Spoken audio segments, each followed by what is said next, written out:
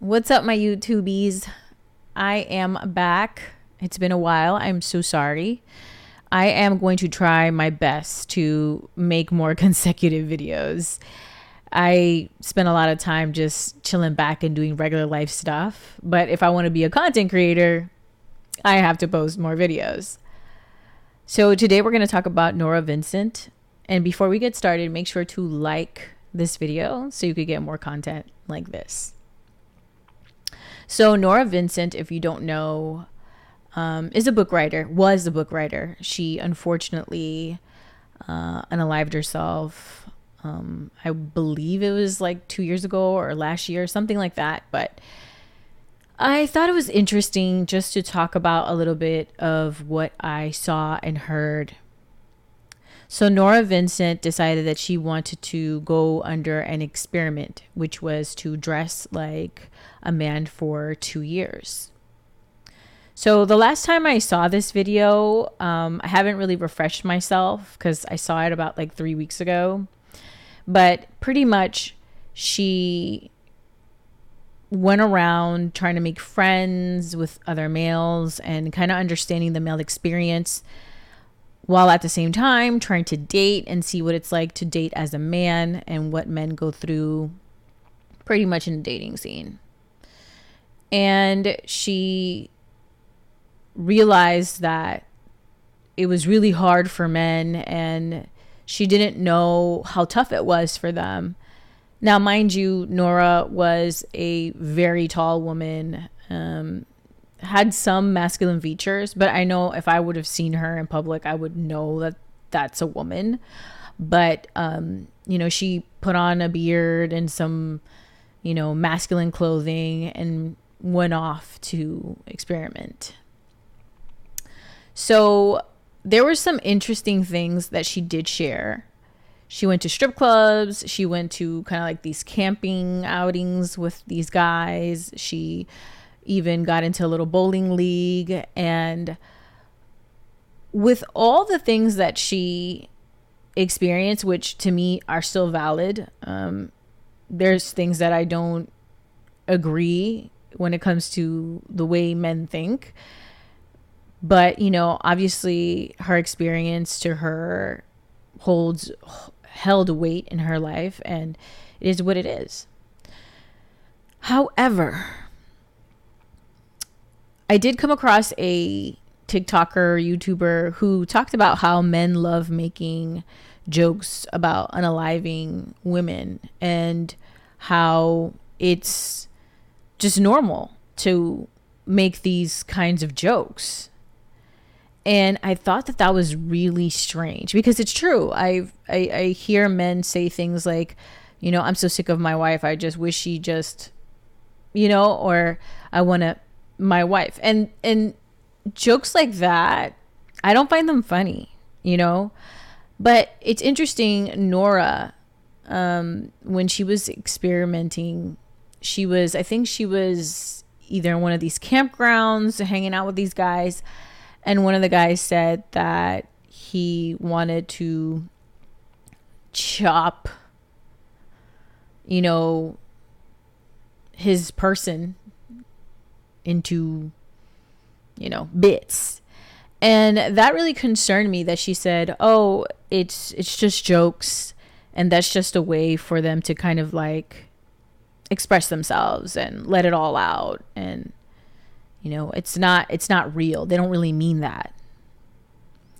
But, I think we always give credit to alcohol and other substances to kind of reveal what we truly have in our hearts.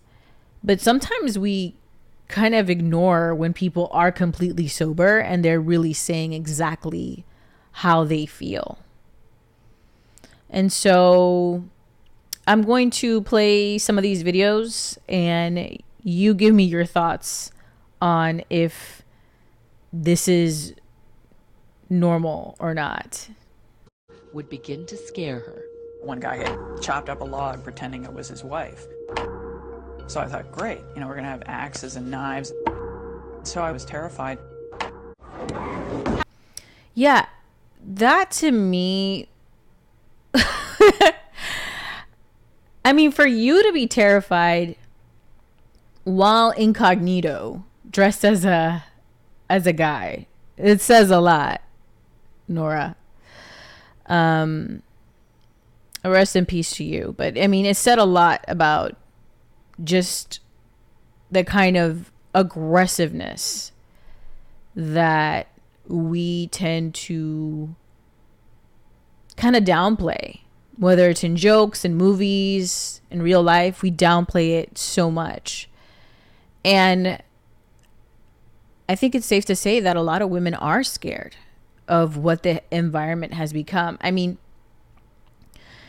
as a collective, I believe that most women feel like something's wrong. Like, we do hear about what happens in other countries to women, from the mutilations to the raping to the chopping off this and that, because or throwing acid on their face. Like, there's so many different things that we hear about what men do to women that genuinely terrify women as a collective.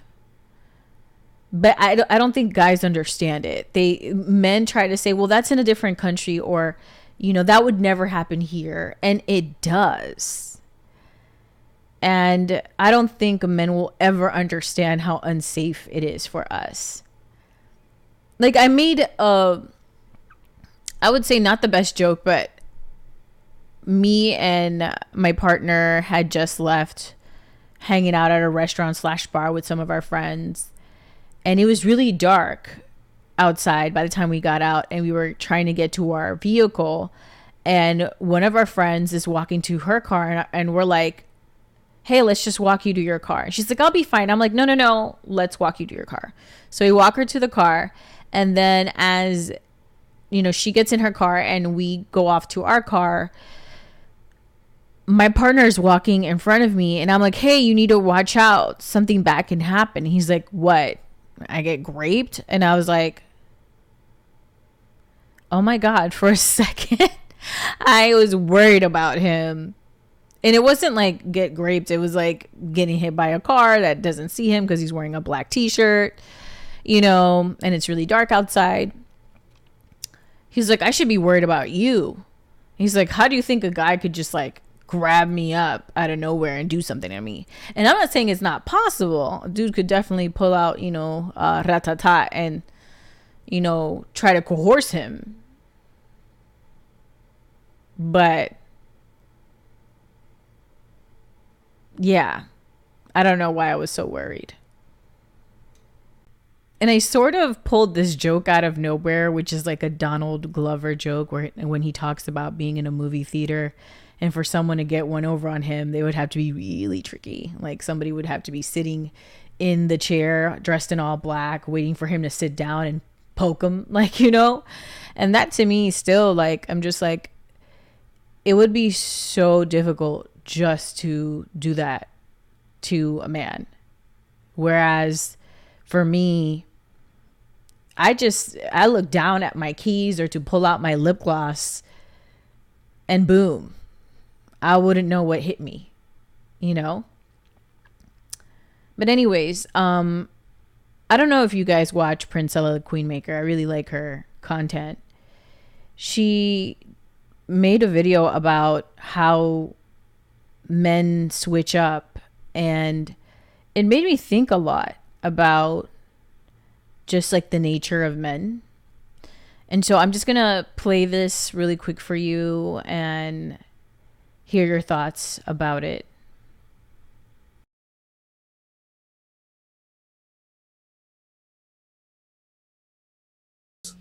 Men operate on a sexual reward. Their highest biological goal is sex.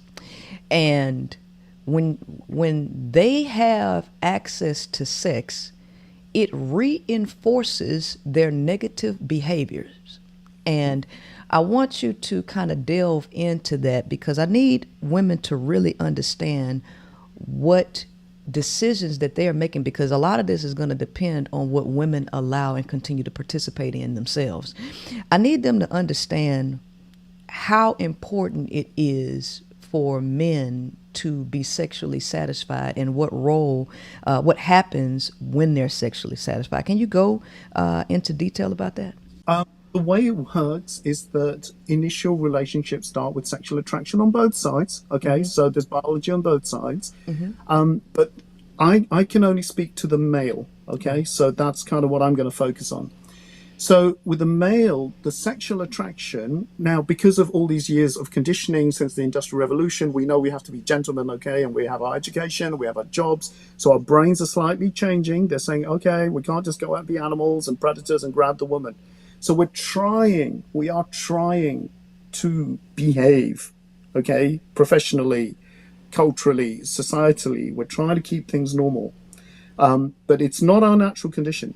Now, what happens is that when a man gets into a intimate relationship with a woman, okay, after all that initial transaction of seduction and attraction and charming, what happens next is that the shadow side of the man starts to come out.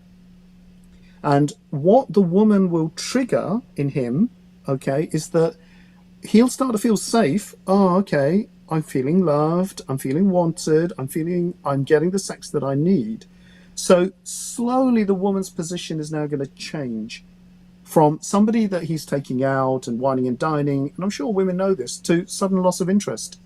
It's like he's not interested in you anymore. He's not into you anymore because he knows he can get the sex and he's done the conquest and now he has you. What happens next?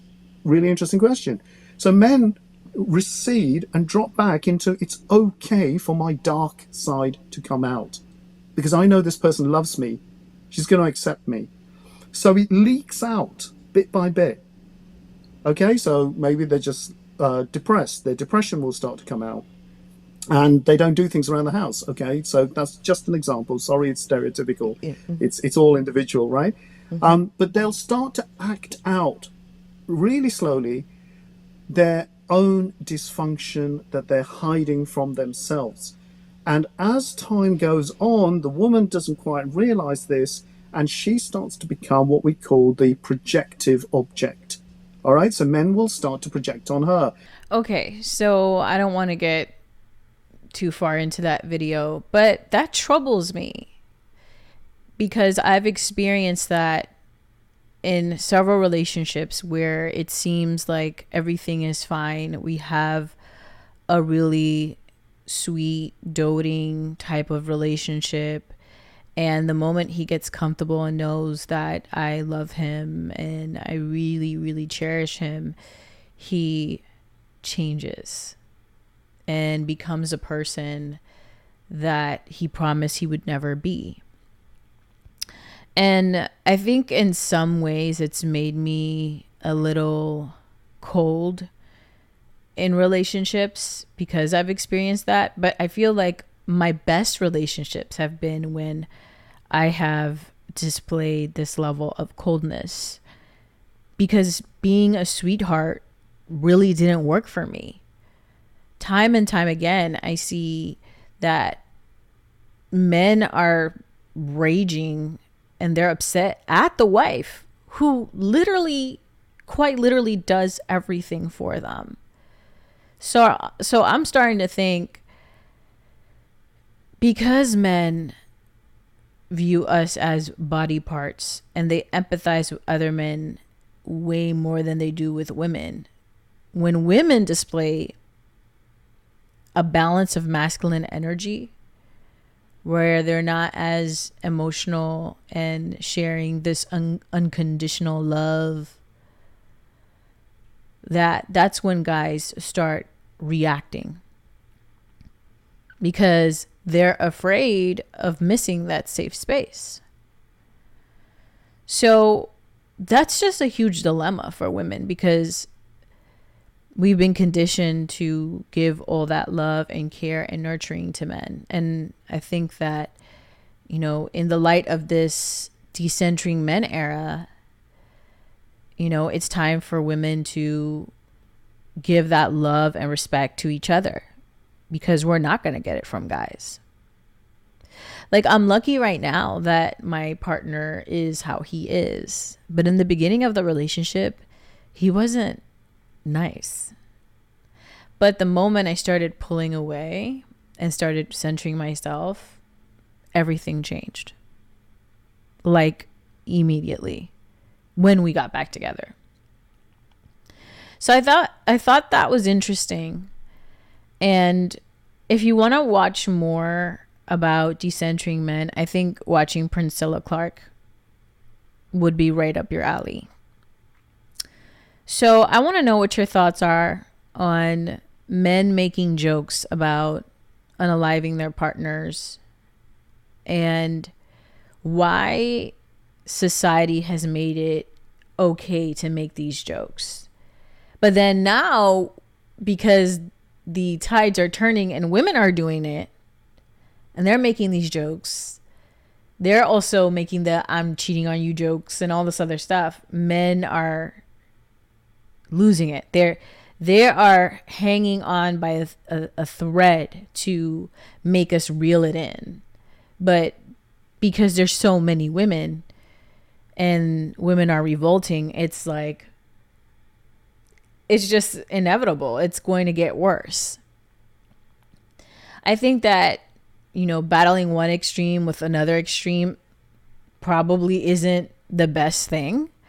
But I also know that sometimes you have to get a dose of your own medicine to wake up and realize that what you've been doing isn't right, especially to a woman who men say are more sensitive, more emotional, and you have to be more delicate and careful with them. But in the same token, you're not being delicate and kind to women. There's a lot of people that will tell you, and by people I mean there's a lot of men that will tell you, I'm a nice guy. And those are the same men that will turn around and okay these kind of jokes and say these kind of jokes. That's why I am very careful, and I tell my male friends to tread lightly with their language around me, because I will literally snap on them. We cannot make it a norm anymore to berate women and to make these kind of jokes, because all it is a seed. It starts off like a little joke and then it turns into something else. And that is what we need to avoid. But in the same token, like I said, because the tides are turning, now it's happening to men and they don't like it. And I still don't think it's funny. I don't think jokes from men or women like that are funny.